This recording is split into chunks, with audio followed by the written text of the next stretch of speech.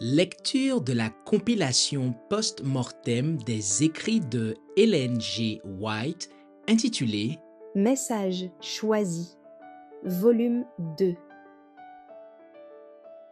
Chapitre 30. Comment Ellen G. White employa les remèdes.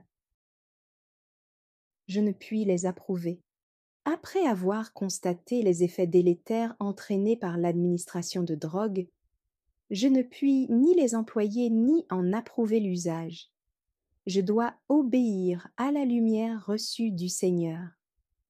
Les traitements que l'on donnait quand le sanatorium venait d'être établi exigeaient un gros effort pour combattre la maladie. Au lieu d'employer des potions contenant des drogues, nous suivions des méthodes hygiéniques. Et Dieu bénissait ce travail, par lequel l'instrument humain s'efforçait de coopérer avec Dieu pour épargner la vie. Rien ne devrait être introduit dans l'organisme humain qui laisse derrière soi une influence nuisible. Suivre la lumière reçue à ce sujet, appliquer des traitements hygiéniques, enseigner des méthodes toutes différentes dans le soin des malades. Telles furent les raisons qui me furent indiquées pour établir des sanatoriums en divers endroits. J'ai regretté que plusieurs étudiants aient été encouragés à se rendre à X lieux où on leur enseigne à faire usage de drogue. D'après la lumière que j'ai reçue, l'emploi de drogue qui se fait à X lieux ou au sanatorium se présente sous un jour très différent. Il nous faut être éclairés sur de tels sujets. Les noms compliqués donnés aux médecines ont pour but de dissimuler la réalité, afin que personne n'en devine le contenu, à moins d'avoir un dictionnaire expliquant la signification de ces noms. Le Seigneur a donné quelques simples herbes des champs qui parfois sont salutaires. Si chaque famille apprenait à se servir de ces herbes en cas de maladie, bien des souffrances seraient évitées, et l'on n'aurait pas besoin de faire appel à un médecin. Ces simples herbes, à l'ancienne mode, employées à bon escient, eussent guéri bien des malades que les drogues ont tués. Un des remèdes les plus utiles est du charbon de bois en poudre, placé dans un sac et employé comme fomentation. C'est un remède très efficace, surtout trempé dans une infusion de renouée, Persicaria hydropiper. Je l'ai conseillé dans des cas où le malade éprouvait de vives douleurs et où le médecin ne donnait pas d'espoir de guérison. Dans un cas semblable, j'ai recommandé le charbon de bois. Le patient s'est endormi, la maladie a donné le tour et la guérison s'en est suivie. J'ai recommandé ce remède avec succès à des étudiants ayant des blessures aux mains ou de l'inflammation. L'inflammation disparaissait, la douleur cessait et la guérison était rapide. La plus forte inflammation des yeux est soulagée par un cataplasme de charbon de bois placé dans un sac et trempé dans de l'eau chaude ou froide selon le cas. Ceci agit comme un charme. Vous allez rire, mais si je pouvais donner à ce remède un nom étrange, connu de moi seul, il aurait plus d'efficacité. Les remèdes les plus simples assistent la nature et ne laissent aucune trace nocive. Lettre 82, 1897, au docteur J. H. Kellogg. De simples remèdes indiqués à ceux qui demandaient conseil. Il y a bien de simples herbes qui, si nos infirmières apprenaient à en connaître la valeur, pourraient être employées utilement au lieu de drogue. Souvent on m'a demandé que faire en cas de maladie ou d'accident, et j'ai mentionné quelques-uns de ces simples remèdes qui se sont révélés efficaces. À une certaine occasion, un médecin est venu me trouver, très préoccupé. Il devait s'occuper d'une jeune femme dangereusement malade. Elle avait contracté une fièvre sur le terrain du camp et avait été transportée dans notre bâtiment scolaire près de Melbourne, en Australie. Son état avait empiré à tel point que l'on désespérait de son rétablissement. Le médecin, le docteur Merritt Kellogg, vint me trouver et me dit: Sir White, avez-vous quelque lumière pour ce cas dont je dois m'occuper? Si l'on ne peut lui apporter quelque soulagement, notre sœur n'a que quelques heures à vivre. Je lui ai répondu: faites chercher un peu de charbon de bois chez un forgeron, faites un emplâtre, et placez-le sur son estomac et ses côtés. Après avoir suivi en hâte mes instructions, il revint me dire: un soulagement s'est produit moins d'une heure après l'application de l'emplâtre. Elle dort maintenant d'un sommeil naturel dont elle n'avait pas joui depuis plusieurs jours.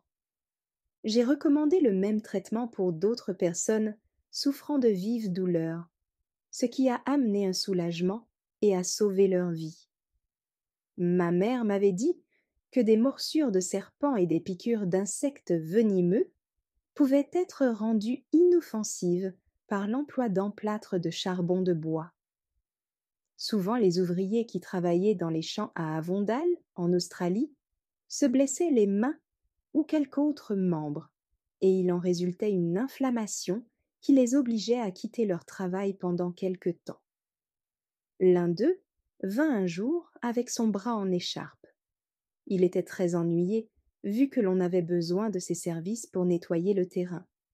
Je lui ai dit: allez à l'endroit où vous avez brûlé du bois et apportez-moi un peu de charbon de bois d'eucalyptus. Réduisez-le en poudre et je panserai votre main. Ceci fait, il fit savoir le lendemain que la douleur avait disparu. Il ne tarda pas à reprendre son travail. Je vous écris ces choses pour que vous sachiez que le Seigneur ne nous a pas laissés sans la possibilité d'employer de simples remèdes, qui n'affaiblissent pas l'organisme comme le font les drogues. Nous avons besoin d'infirmières bien préparées, capables d'employer les simples remèdes que la nature nous offre pour le rétablissement de la santé, comme aussi d'enseigner à ceux qui ignorent les lois de la santé comment employer ces traitements à la fois simples et efficaces. Celui qui a créé les hommes et les femmes s'intéresse à ceux qui souffrent. Il a dirigé l'établissement de nos sanatoriums et la construction d'écoles à proximité, afin de préparer avec succès des hommes et des femmes en vue du ministère qui s'exerce en faveur de l'humanité souffrante. L'emploi de drogues contenant des poisons n'est pas nécessaire pour soigner les malades. Ne recommandez sous aucune forme l'alcool ou le tabac pour éviter que quelqu'un s'y habitue. Lettre 90 1908 à J. Aberden et à d'autres responsables de Loma Linda. Des remèdes simples et sûrs. Au sujet de ce que chacun peut faire pour soi-même, une chose demande un examen attentif. Je dois apprendre à me connaître moi-même. Je dois toujours mieux savoir prendre soin de cet édifice, le corps que Dieu m'a donné, afin de le conserver dans le meilleur état possible. Je dois manger ce qui me fera le plus de bien, au point de vue physique, et je dois m'habiller de manière à favoriser la circulation du sang. Je ne dois pas me priver d'exercice et d'air. Je dois m'exposer autant que possible à la lumière du soleil. Je dois faire preuve de sagesse en tant que gardien fidèle de mon corps. Ce serait fort peu sage d'entrer en transpiration dans une chambre froide. Ce serait se montrer un mauvais administrateur que de s'exposer à un courant d'air de manière à s'enrhumer. Ce serait peu sage de rester immobile, les pieds froids, le sang au cerveau ou aux organes internes. Par temps pluvieux, je dois toujours protéger mes pieds. Je dois prendre régulièrement les aliments les plus sains, qui produiront un sang d'excellente qualité, et je ne dois pas travailler avec excès si cela est possible. Si j'ai violé les lois de la santé que Dieu a établies pour mon bien, je dois me repentir et me corriger et me placer dans les conditions les plus favorables sous les docteurs que Dieu m'a fournis. L'air pur, l'eau pure les rayons salutaires du soleil. On peut employer l'eau de bien des manières pour soulager la souffrance. Un grand verre d'eau claire, chaude, avant le repas, aura toujours un effet bienfaisant. Une tasse de tisane de menthe calmera les nerfs. Le thé de houblon favorisera le sommeil. Un cataplasme de houblon sur l'estomac calmera la douleur. Si les yeux sont faibles ou endoloris, ou enflammés, une flanelle trempée dans de l'eau chaude et salée apportera un prompt soulagement. Si la tête est congestionnée, un bain de pied avec un peu de moutarde apportera du soulagement. Il existe beaucoup d'autres remèdes simples qui favorisent le fonctionnement des organes. Le Seigneur s'attend que nous nous en servions. Nos grands besoins sont les occasions de Dieu. C'est pure présomption que de demander au Seigneur la guérison quand on est trop paresseux pour employer les remèdes accessibles à tous. Le Seigneur s'attend que chacun gagne son pain à la sueur de son front. Il n'entend pas que nous moissonnions sans avoir cultivé la terre. Alors seulement Dieu envoie la pluie et le soleil pour faire croître les plantes. Dieu opère et l'homme coopère. Ainsi, il y a semaille et moisson. Dieu a fait pousser des herbes sur le sol pour l'usage de l'homme. Si nous comprenons la nature des racines et des herbes et apprenons à nous en servir, il n'y aura nul besoin de recourir aussi fréquemment aux médecins et le monde jouira d'une bien meilleure santé.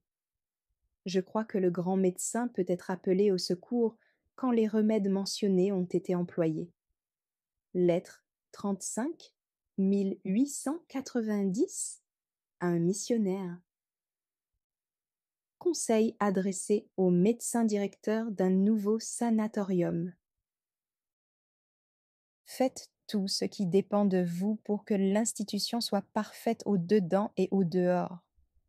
Faites en sorte que tout soit en ordre dans les alentours.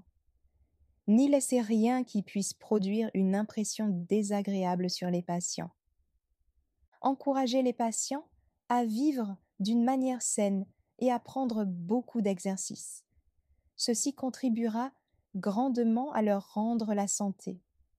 Que des sièges soient placés à l'ombre des arbres pour permettre aux patients de passer beaucoup de temps en plein air. Un endroit devrait être prévu, entouré de toiles ou de verre, où par temps frais les patients puissent se tenir au soleil sans être incommodés par le vent.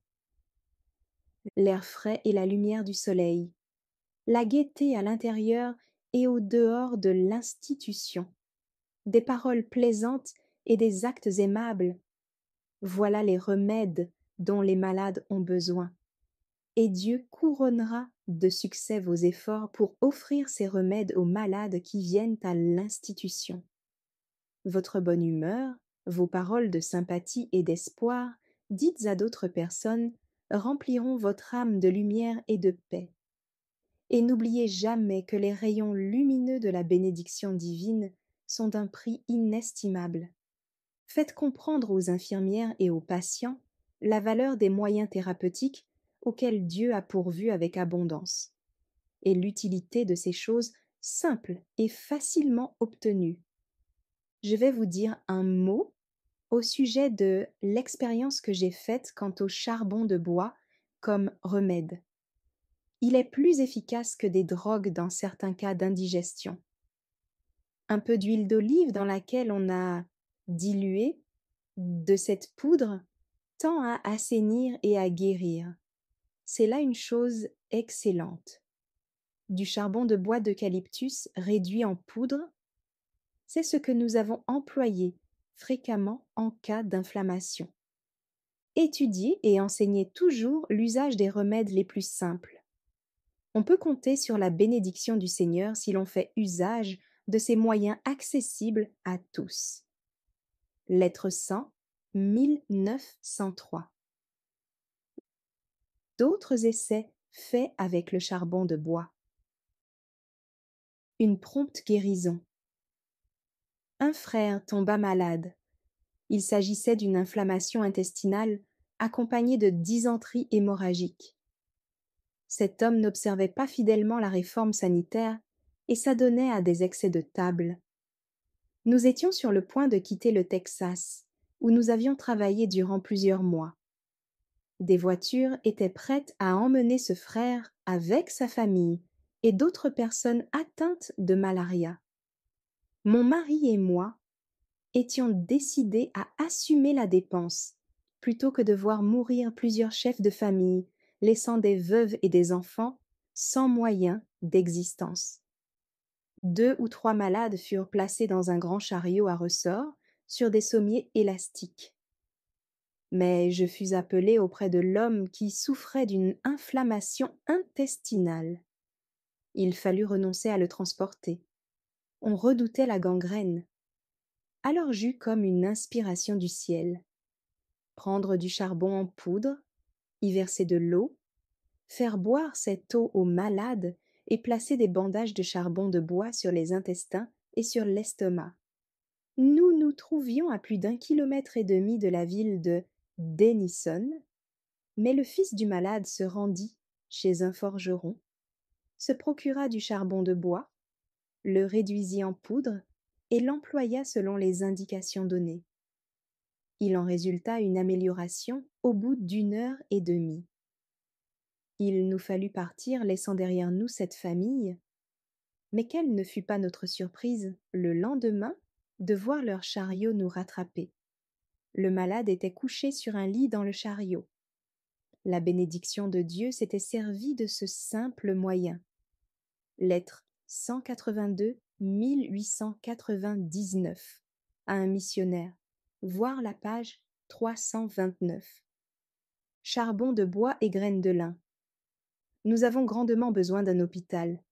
Jeudi passé, sœur Sarah McEnther-Fairfoot, invitée à voir si elle pouvait faire quelque chose pour le petit enfant de frère B, âgé de 18 mois.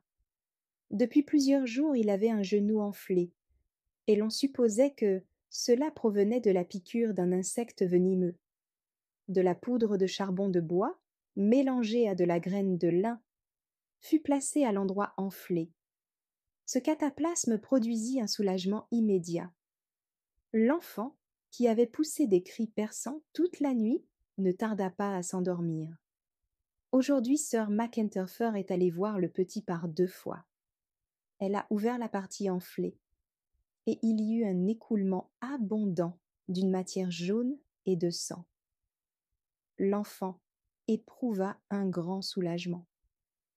Nous remercions le Seigneur d'avoir appris à nous servir d'une manière intelligente des moyens simples qui sont à notre portée pour calmer la douleur et guérir le mal. Manuscrit 68 1899. D'autres remèdes mentionnés. Un cataplasme de figue pour Ézéchias. Quand Ézéchias tomba malade, le prophète de Dieu lui annonça une mort prochaine. Le roi supplia le Seigneur qui l'entendit et lui fit promettre un sursis de 15 années. Il eût suffi d'un seul mot de Dieu, d'un simple attouchement, pour guérir instantanément Ézéchias. Au lieu de cela, un cataplasme de figue fut ordonné et placé sur la partie malade. À la suite de quoi, Ézéchias recouvra la santé. On ferait bien d'accorder plus d'attention qu'on ne le fait à cette prescription donnée par le Seigneur. Manuscrit 29, 1911. L'utilité de l'huile d'eucalyptus. J'apprends avec beaucoup de chagrin que sœur C n'est pas bien. Je ne puis rien conseiller de mieux pour sa toux que de l'eucalyptus et du miel. Versez quelques gouttes d'eucalyptus dans un peu de miel, remuez bien, et prenez cela chaque fois qu'il se produit un accès de toux. Ma gorge m'a donné beaucoup de soucis. Chaque fois que j'emploie ce remède, le mal disparaît rapidement. Il suffit de quelques fois pour éliminer la toux. Si vous voulez appliquer cette prescription, vous serez votre propre médecin. Si le premier essai ne suffit pas, essayez de nouveau. Le moment le mieux indiqué, c'est immédiatement avant de se coucher. Lettre 348, 1908. À un ouvrier. Je vous ai déjà indiqué le remède que j'emploie pour des maux de gorge. Je prends un verre de miel bouilli, j'y verse quelques gouttes d'huile d'eucalyptus et je remue bien. Dès que la toux apparaît, je prends une cuillerée de ce mélange et je me trouve presque immédiatement soulagée. J'ai toujours obtenu ainsi d'excellents résultats. Je vous conseille d'employer le même remède quand la toux vous incommode. Il se peut qu'une prescription aussi simple n'inspire pas confiance, mais j'en ai fait l'essai pendant de nombreuses années, et je ne puis que la recommander vivement.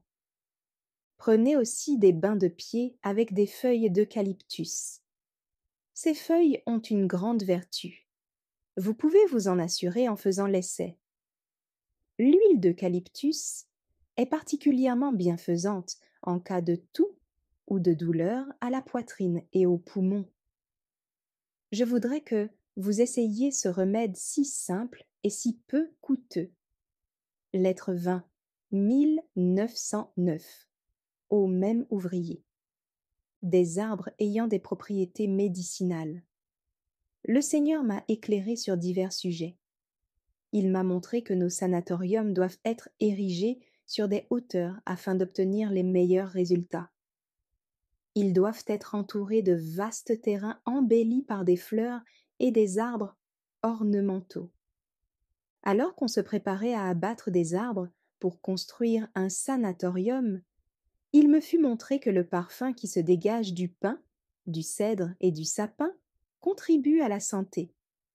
Plusieurs autres arbres ont des propriétés médicinales qui favorisent la santé. Qu'on ne massacre pas ces arbres. Laissons-les vivre. Lettre 95, 1902. À des ouvriers du sud des États-Unis. Mes tisanes. Pas besoin d'aller en Chine pour du thé ou à Java pour du café. On a dit, Sir White fait usage de thé, elle en garde chez elle et elle en offre à ses visites. Ceci n'est pas vrai car je n'en use point et je n'en garde pas chez moi. Une fois que je traversais l'océan, je me trouvais malade et mon estomac ne pouvait rien retenir. Alors j'ai pris comme médecine un thé léger. Mais je ne veux pas que l'on dise encore « Sir White fait usage de thé ». Si vous venez chez moi, je vous montrerai le sac contenant mes tisanes. J'envoie chercher des fleurs de trèfle rouge au-delà des montagnes, dans le Michigan. Je n'ai jamais supporté le café. Ceux qui ont dit que Sir White boit du café se sont donc trompés. Manuscrit 3, 1888. Sermon prononcé à Oakland, en Californie. Les fleurs de trèfle. Première récolte. J'ai un service à demander. Est-ce que ces enfants voudront bien me cueillir autant et même plus de trèfle que l'année passée? Cela me rendrait un grand service. Je n'en puis trouver ici. Il n'y a pas de trèfle sur notre terrain. La première récolte est préférable, mais si l'on arrive trop tard, on fera bien de s'assurer la seconde récolte. Lettre 1, 1872, à une famille du Michigan. Le thé peut être employé comme médecine, non comme boisson. Je ne bois ni thé vert, ni thé noir. Pas une gorgée n'a passé par mes lèvres pendant bien des années, sauf une fois en traversant l'océan et une fois de ce côté-ci, en guise de médecine, quand j'étais malade et que j'avais des vomissements.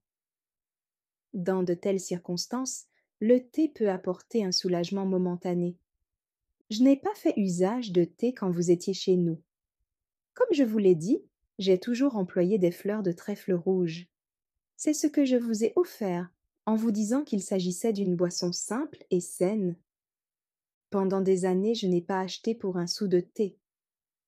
Sachant l'influence qu'il exerce, je ne voudrais l'employer que comme médecine, en cas de vomissement, jamais comme boisson habituelle. Je ne prêche pas une chose et en pratique une autre.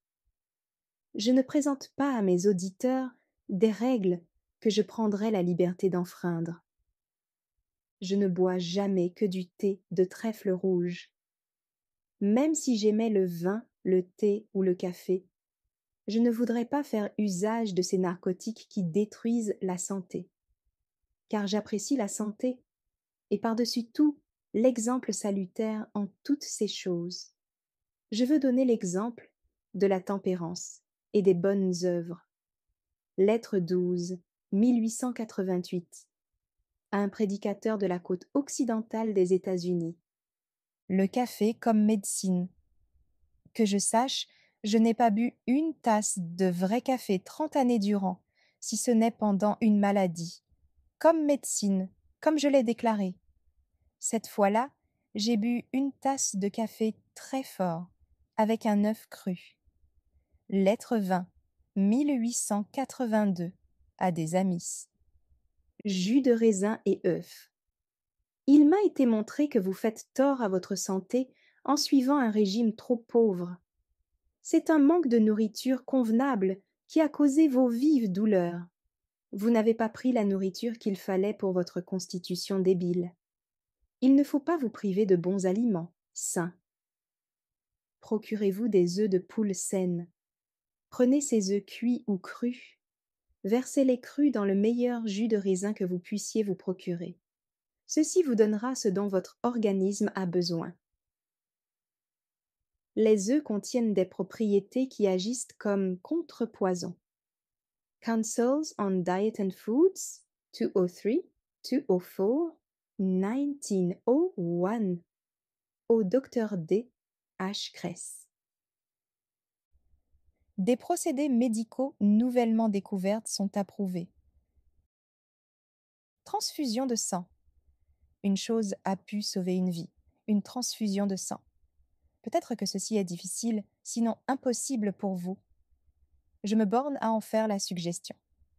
Medical Ministry, 286-287, au Dr D. H. Kress. Traitement par rayon X à Loma Linda. Pendant plusieurs semaines, j'ai reçu des traitements par rayon X pour une tache noire sur mon front. J'ai reçu en tout 23 traitements et la marque a totalement disparu. J'en suis très reconnaissante. Lettre 30, 1911. À son fils, G.E. White.